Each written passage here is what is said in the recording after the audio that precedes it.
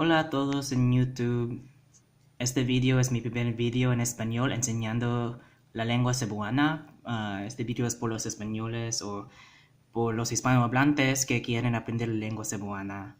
Y en este video nuestro sujeto es los pronombres en el caso absolutivo.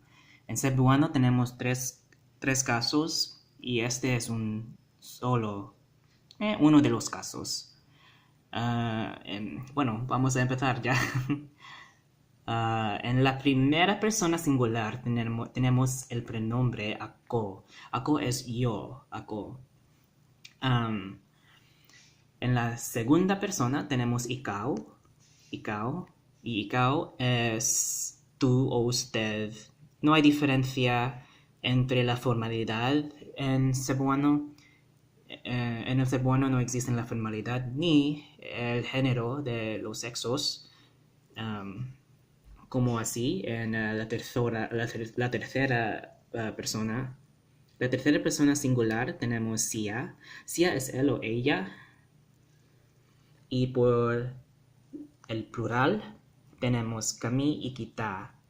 Y kami es exclusivo y kita es inclusivo. Los dos son nosotros, nosotras. No diferencia entre el sexo ni género. Kami es yo, ellos, ellas, ustedes, sin ti. Es yo y los otros sin ti. Kita es todo el mundo. Se incluye tú. Y kamo es la segunda persona plural. Tenemos kamo. Kamo es vosotros o vosotras. Es vosotros. Y sila finalmente en la tercera persona plural es sila. Sila es ellos, ellas o ustedes.